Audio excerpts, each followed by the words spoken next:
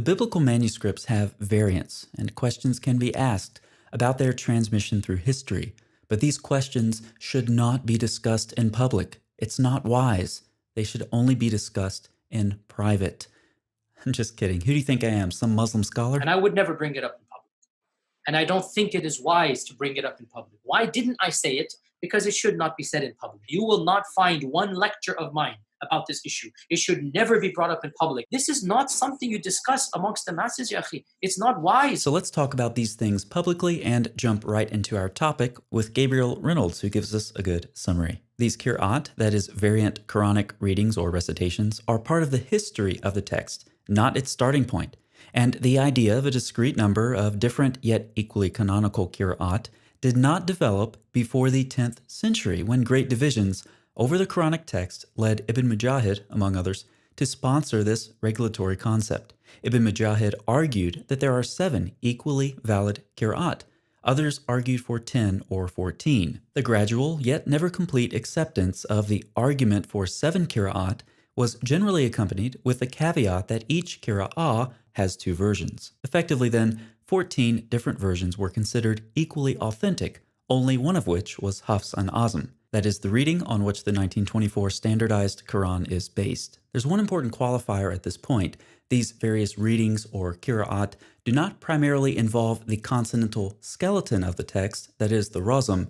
However, this is not always the case. Fred Donner notes that many of these Qira'at affect only the vowelings of the text and might be explained as later quibbles imposed by Muslim Quran specialists on an essentially stable consonantal razm. But some of the variants involve changes in the razm as well. In fact, in the earliest centuries of Islam, the term Qira'at was used a bit differently from how it's used today. For instance, in a short 8th century tafsir, we have 67 variant readings, introduced with "in the reading of" or "they used to read it as." Of these 67 variant readings, 24 of them have a different razm. However, in this video, we're going to use the term Qira'at as it's understood today, and limit ourselves primarily to questions surrounding the variant readings of the Quran and when they began to be considered canonical and divine, going back to Muhammad and thus from Allah.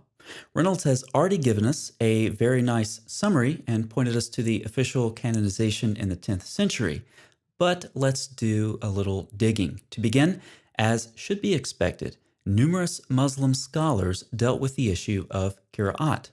Muslim sources refer to several works on Qira'at throughout the 8th, 9th, and 10th centuries, describing dozens of variant Quranic readings. By the 11th century, 50 variant readings of the Quran were compiled in an extensive work on Qira'at.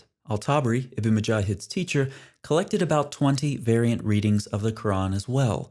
However, he did not consider them to be of divine origin. For Al-Tabari, these variants arose from the process of the Quran's normal transmission through history. Consequently, he was free to reject them or accept them as he saw fit, based on things like grammar and syntax. When you see criticism of him, even today on this issue, that's why. He rejected some readings that later came to be called canonical. However, even in Al-Tabari's time and after, when other Muslim scholars were deciding criteria for what was to be considered canonical, they retrojected some of their criteria back into earlier Islamic history, making Al-Tabari seem obsolete, even when compared to his contemporaries. But in reality, Al-Tabari was in some ways similar to some modern scholars and their critical texts. But he made no attempt to designate or canonize as authoritative his readings. Ibn Mujahid therefore marks a paradigm change, since before him, out of all of the works on Qira'at, there doesn't seem to be any concern for limiting the readings of the Quran to a specific number. And while Ibn Mujahid does limit the number of readings, he does not appear to argue that the readings he canonized are of divine nature. Shadi Nasser says, Ibn Mujahid observes that the scholars' disagreement on the different Qira'at is similar to their disagreement on the legal rulings. In other words, in the same way that some Muslim scholars differed on legal matters, which ultimately, of course, gave rise to different legal schools within Islam, They also disagreed on variant Qurans. No one argues that all the different legal rulings by the four legal schools are canonical and absolute, and that the differences among the various legal schools are of divine nature. In other words, no one claims that the Prophet himself declared and practiced all these different and often contradictory legal rulings. By the same token, no one should argue that the Prophet read the Quran in all the 7 and 10 readings, as later Muslim scholars vehemently argued. Unfortunately, Ibn Mujahid leaves us with some questions. He didn't tell us why he chose 7 readings, and though he lists some general guidelines, he never explicitly stated his criteria for selecting his readings. Nevertheless, Ibn Mujahid chose his readers, 1 each from Mecca, Medina, Damascus, Basra, and 3 from Kufa, due to a complex situation there, for a total of 7. And in doing this, he did not argue that these readings were revelation. That is a fallacious assumption made by some later scholars. Shortly after Ibn Mujahid, other compilations of various numbers of readings began emerging. Later on in the 14th century, the great Qira'at scholar Ibn al-Jazari canonized 3 additional readings, but then changed his mind a couple of decades later. As one would expect, Ibn Mujahid's decision was met with some criticism, and some of it was quite harsh. One criticism is that in choosing 7 Qira'at, Ibn Mujahid could confuse uneducated Muslims, making them think that the 7 Qira'at were the same as the 7 Ahruf. Confusion I still see today from Muslims on my channel. Perhaps that criticism of Ibn Mujahid was valid. But speaking of myths that won't die, here's another one that we're all familiar with. In spite of the 7 readings, the permitted canonized discrepancies among the 7 readings grew exponentially. Muslim scholars wanted to limit the variants, but these kept multiplying. Subsequently, the scholars wanted to justify these variants by attributing them to different aspects of the Arabic tribal dialects. The variants are just different dialects. Yes, we've heard that before. Throughout the centuries after Ibn Mujahid's canonization, debates continued over which readings should be used, how many there actually were, and how the Qira'at were transmitted. In other words, how sound are the isnads? This is where things get interesting. Here's the standard modern Muslim understanding of the Quran. It's the speech of God which was revealed to the Prophet in Arabic and is inimitable down to its shortest surah. The Quran is that which is written in the Masahif, transmitted through tawatur, and recited during the Muslims' liturgical practices. Transmission through tawatur was rigorously developed with the Quran because it is, among other things, divine speech and the basis of Islamic law. This means of transmission is multiply attested and thoroughly sound. Anything transmitted through tawatur constitutes certain knowledge for Muslims. This, as we have just heard, is how the Quran is believed to have been transmitted. However, several Muslim scholars have argued strongly that this is not correct. Al-Zarkashi says that some late scholars have claimed that the 7 readings are transmitted through tawatur only among the generations of readers and transmitters between the eponymous readers and their students. However, tawatur cannot be verified among the generations between the Prophet and the eponymous readers.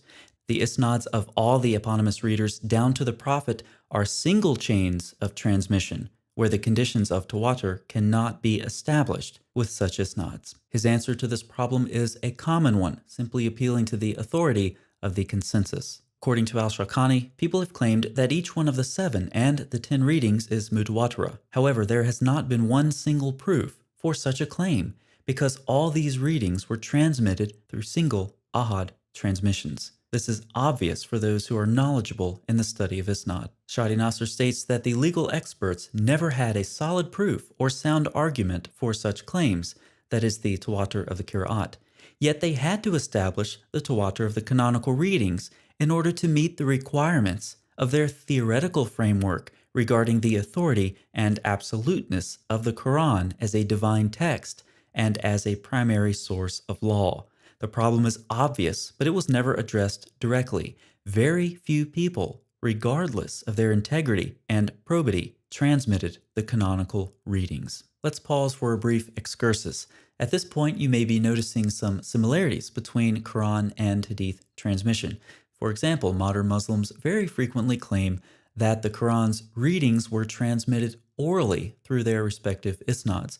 And in fact, among the early Muslims, some variant readings were evaluated like hadith in terms of their authenticity. Ibn Mujahid believes some variant readings are wrong, others are awkward and cannot be properly justified. The variant readings of the Quran are each different in terms of strength, validity, proper justification, and their relative acceptance among the reciters. Christopher Melchert compared Quran and Hadith transmission and makes some interesting observations. With respect to Ibn Mujahid specifically, he notes that Ibn Mujahid appears to have been careless about chains of transmission himself, omitting to mention links in his account of his own chosen 7. He describes how al-Suyuti lays out rules for reckoning the quality of different isnads for the recitation of the Quran, and states at the end that no one else had done this before him.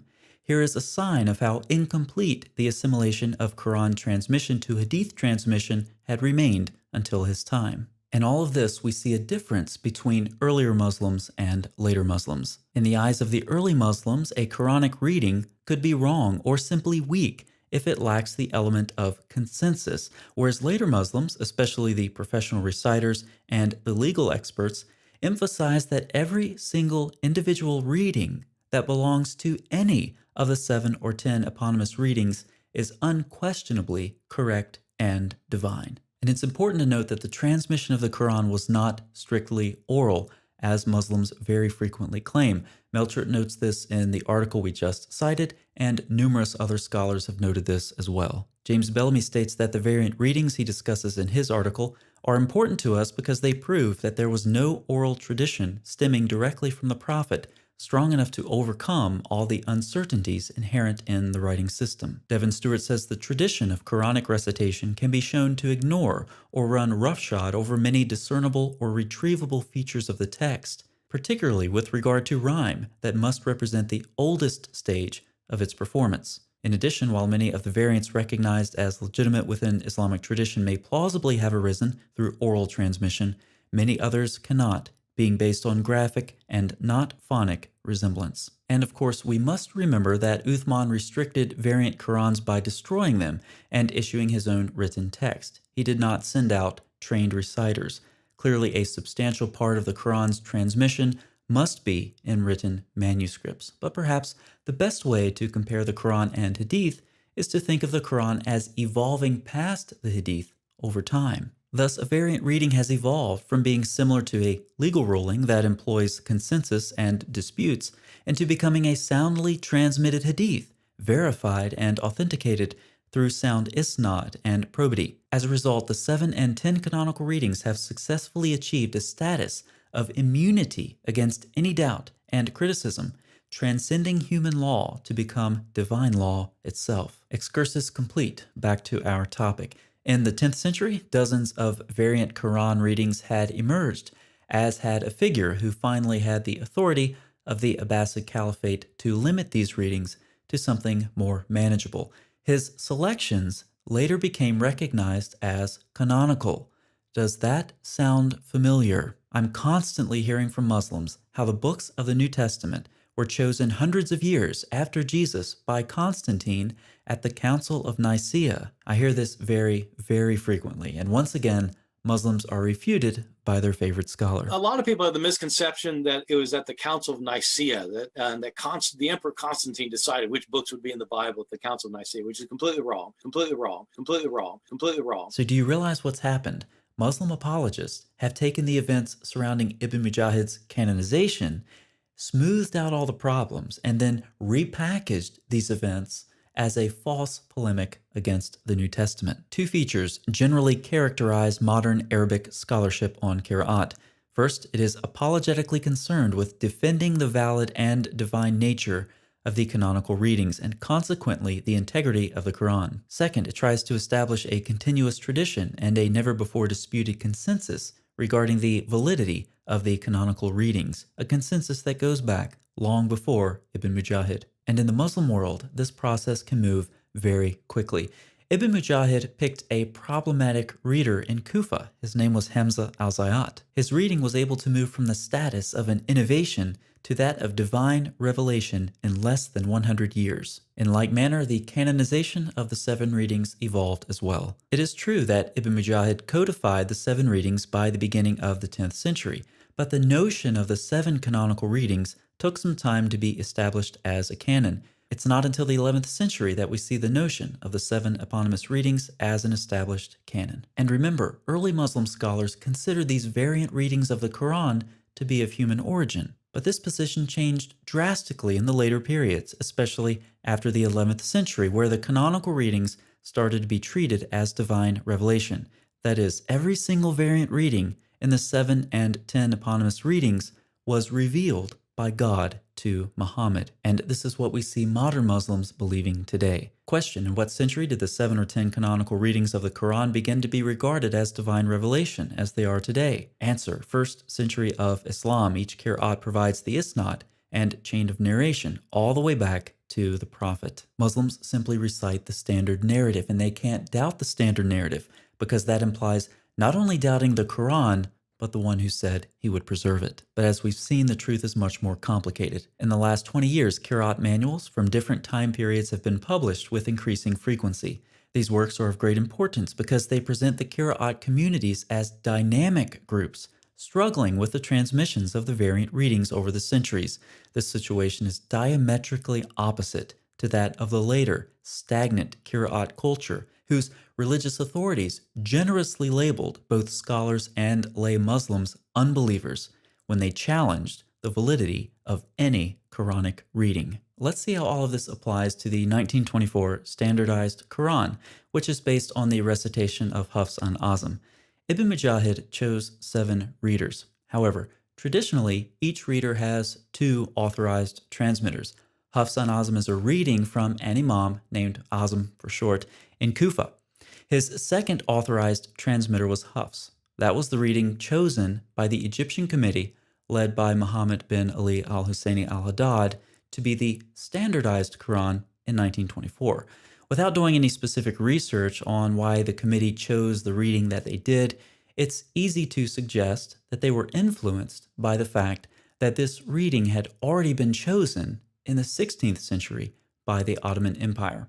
Thus, the reading was already fairly well established and familiar. But even now, with the standardized Quran selected, again in 1924, things aren't so clear. There is no unanimity over the precise shape of the Hafs an Azim Qira'ah. 4 different lines of transmission are claimed for it, and discrepancies abound in the various texts claiming to transmit it. Now, in this video, I've tried to focus mainly on Ibn Mujahid's 7 readings, but for the sake of clarity, I do want to note that more canonical readings were added later. As Fred Donner says, thus one speaks of the 7 canonical variant collections, of the 3 after the 7, the 4 after the 10, and of multiple recensions of each of these 14 collections of variants. That's probably enough for one video, so let's summarize some major points. Variant readings of the Quran multiplied, and we saw 50 readings by the 11th century. Ibn Mujahid did not argue his readings were divine. Remember, he compared them to legal rulings. The canonical readings quickly became divine, and we saw this example with Hamza al-Zayat. Muslims have falsely claimed the Quran is transmitted through tawatur. Manuscripts played some significant part in the transmission of the Quran, i.e., it was not just orally transmitted. Even the precise shape of Hafs an Azim, the standardized Quran, is not clear. Numerous modern Muslims largely ignore the historical difficulties of the Quran's canonization, constructing instead a mythical polemic about the Council of Nicaea, which actually parallels Ibn Mujahid's canonization. And modern Muslims, in contrast to early Muslims, stress the divine nature of all of the canonical readings and their traceability to Muhammad as a matter of orthodoxy. Thanks for watching. I'll see you next time.